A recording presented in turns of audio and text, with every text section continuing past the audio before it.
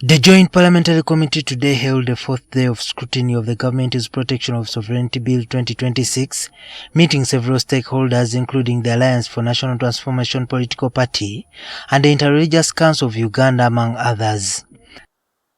The committee heard from officials of the Bank of Uganda, led by Governor Michael Atingego, who warned that if the bill is passed into law, it could cause economic problems by affecting trade. The balance of payments is divided into current account balance and the financial account, and of course the capital account.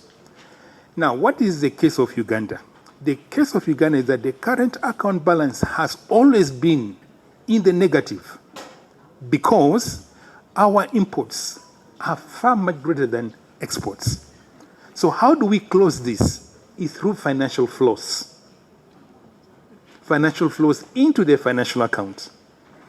And where these financial flows exceed the deficit in the current account, that's how we build reserves. Now, what is this bill doing? This bill is bringing restrictions into cross-border transactions, meaning that it is bringing restrictions on the inflows to this country. It means that our capacity to build reserves, because now the flows in the financial account are reducing, we won't have an excess of financial flows in the financial account over the current account balance to build reserves. And Chairman, a country without reserves is not sovereign. He noted that at least a significant portion of foreign exchange, approximately $1.5 billion, came from Ugandans abroad, and the passing of the bill might threaten this inflow. True national sovereignty is built on economic strength and financial independence. While the goal of protecting national interests is legitimate, the protection of the Sovereign Bill 2026 as currently drafted risks reversing 3 decades of successful financial development through liberalization that has sustained economic growth. Bank of Uganda officials also cautioned that the bill, if enacted, could affect debt repayment and have adverse effects on banking institutions in the country. Experience in other jurisdictions shows that it leads to immediate exit of the offshore investors. And when they exit, it means that we cannot fully finance our deficit through borrowing. And if we are going to finance, it's going to be through very high interest rates.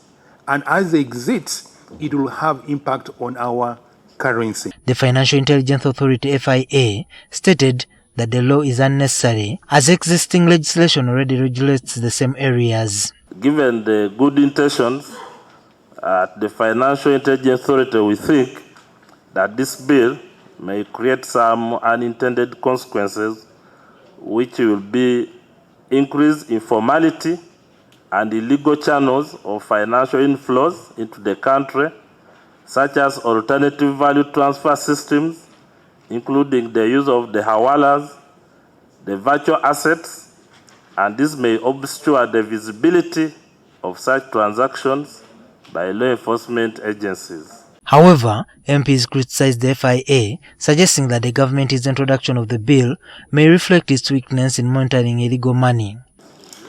And this could be that either you have failed on your mandate or there are inabilities in the existing law that must be improved in order to enable you to deliver your mandate effectively. Why would government want to share a part of your mandate with a small department in the Ministry of Internal Affairs that may not be as schooled as you are on these matters? MPs further argued that the government did not consult adequately when introducing the bill, pointing out that all the responsible agencies oppose it and that the process seems to be wasting time. They added that of the more than 50 agencies that have weighed in, all oppose the bill, raising questions about why the government continues to pursue the unpopular legislation. How on earth do you criminalize research and thinking and criticism for purposes of improvement, or abandoning a policy which is not working?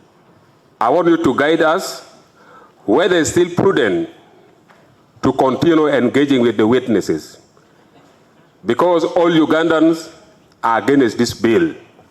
Why not to spare our time we go and do other valuable work for Ugandans. And as a committee, we abandon this bill completely and we do other work. Juma Kiria, NTV.